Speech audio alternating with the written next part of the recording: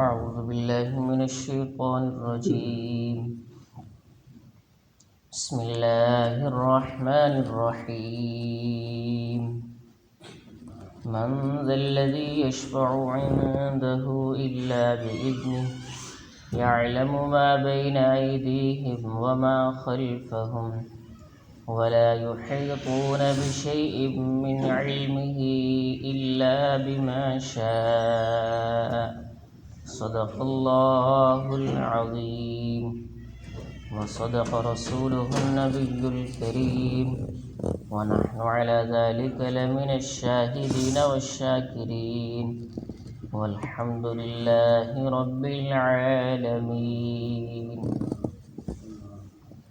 آیت الکرسی کا ترجمہ اور تفسیر ہو رہا تھا. من ذا الذی یشفع عنده الا باذنہ، کون ہے جو اللہ کے ہاں سفارش کرے مگر اس کے حکم سے. مسئلہ شفاعت، اللہ کے ہاں سفارش کرنا اور شفاعت کرنا. فرمایا جب قادر مطلق وہ ذات ہے یعنی اللہ تعالیٰ کی ذات ہے تو من ذا الذی یشفع عنده الا باذنہ، کون ہے جو اس کے سامنے سفارش کرنے کا دم رکھ سکتا ہو بغیر اس کی اجازت کے. مشرکوں کا عقیدہ یہ ہے کہ ان کے معبود ان کی سفارش کریں گے. اللہ تعالیٰ خواہ راضی ہو یا ناراض ہو یہ ہماری سفارش کر کے خدا کو ضرور ہی منا لیں گے. یہودیوں اور نصرانیوں کا بھی اسی قسم کا عقیدہ ہے، حالانکہ جبری اور قہری سفارش کا تو وجود ہی نہیں ہے. کوئی زبردستی تو اللہ کے ہاں سفارش کر ہی نہیں سکتا. لیکن یہودیوں اور عیسائیوں کا عقیدہ ہے کہ جو ہمارے معبود باطل ہیں یہ اللہ کو منا لیں گے سفارش کر کے.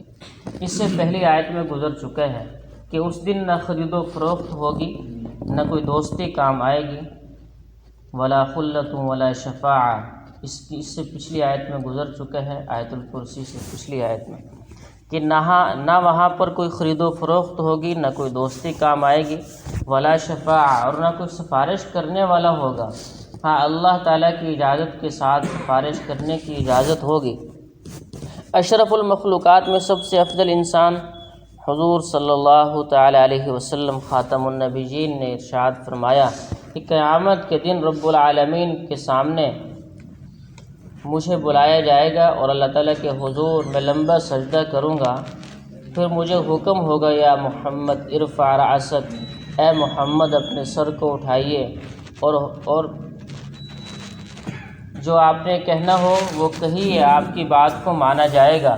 اور جس کی سفارش کرنی ہو سفارش کرے، آپ کی سفارش قبول کی جائے گی.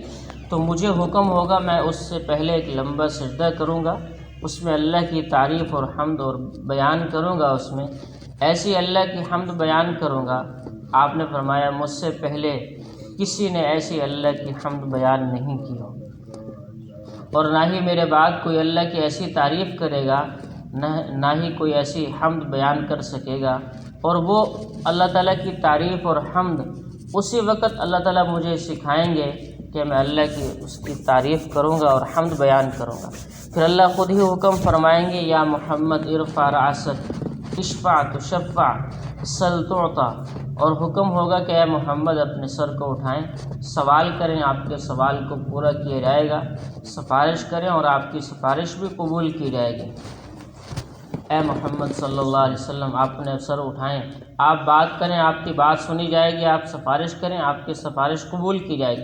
بعض روایات میں آتا ہے کہ حضور صلی اللہ علیہ وسلم کا یہ سجدہ 10 برس کے وقفہ کے برابر لمبا ہوگا.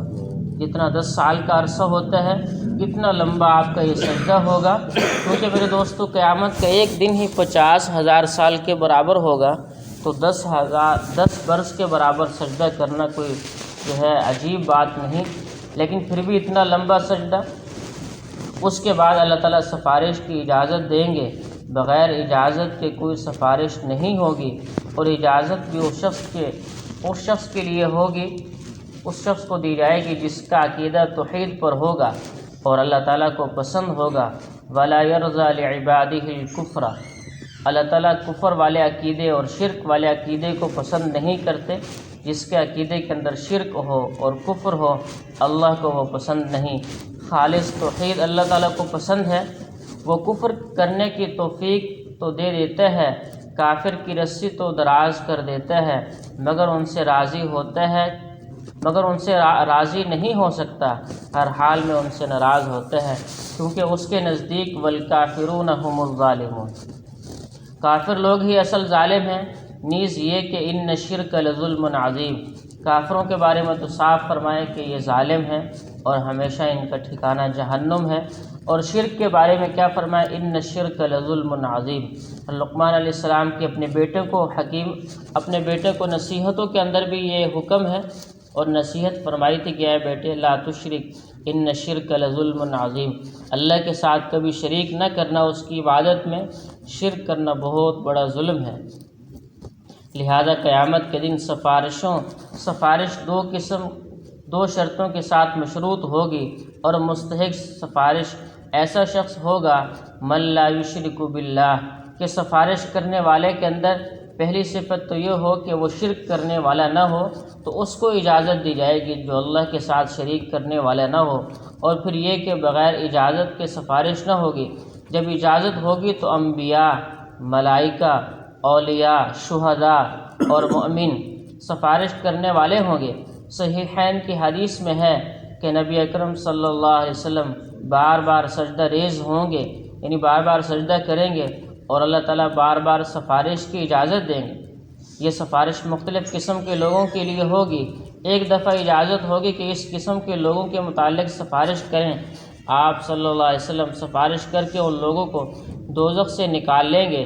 پھر سجدہ کر کے پھر اجازت ہوگی سب ایسے لوگوں کی سفارش کریں، آپ ان لوگوں کو بھی دوزخ سے نجات دلوائیں گے، اور اس طرح آپ بار بار سجدہ کریں گے اور اللہ تعالیٰ بار بار سفارش کی اجازت دیں گے۔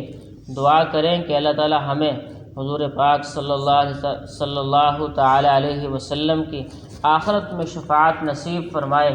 کہیں ایسا نہ ہو کہ اللہ تعالیٰ کہ جب قیامت کے دن اللہ کے حضور ہمارا سامنا ہو اور اللہ کے سامنے ہمارا آمنا سامنا ہو، حضور صلی اللہ علیہ وسلم اور ہمارے نبی ہمیں دیکھ کر کہیں کہ یہ ہمارا امتی نہیں۔ بعض ایسے لوگ بھی ہوں گے جو آپ کے سامنے لائے جائیں گے اور آپ کہیں گے یہ میرے امتی ہیں، ان کو آنے دیں، فرشتے ان کو روک دیں گے، اور فرشتے کہیں گے کہ آپ نہیں جانتے کہ انہوں نے آپ کے جانے کے بعد دین میں کیا کیا نئی چیزیں ایجاد کر لی تھی، لہذا یہ آپ کی امت نہیں ہے، یہ آپ کی امت کے لوگ نہیں ہیں۔ تو اللہ کے نبی اس وقت پریشان ہوں گے۔ لیکن بعض لوگ ایسے بھی ہوں گے کہ اللہ کے نبی صلی اللہ علیہ وسلم حوض کوثر سے خود ان کو جام کوثر ان کو دیں گے اور ان کو پلائیں گے۔ کتنے خوش نصیب لوگ ہوں گے۔ تو اس لیے ہر حال میں اللہ سے ڈرتے رہنا چاہیے کہ کل قیامت کے دن حضور کی شفاعت نصیب ہو جائے، اس سے بڑی دولت میرے دوستوں اور کوئی نہیں ہے۔ کہیں ایسا نہ ہو کہ آپ کی شفاعت سے محرومی ہو۔ اللہ ہم سب کو قیامت کے دن اپنے پیارے حبیب صلی اللہ علیہ وسلم کی شفاعت نصیب فرمائے، اور ان لوگوں میں سے فرمائے جو جنت کے مستحقین ہوں، اور دوسروں کی سفارش کر کے بھی جنت میں لے کر جانے والے ہوں۔ مزید انشاءاللہ کل بات ہوگی۔ جو کچھ کہا سنا اللہ عمل کی توفیق عطا فرمائے۔ وما علینا الا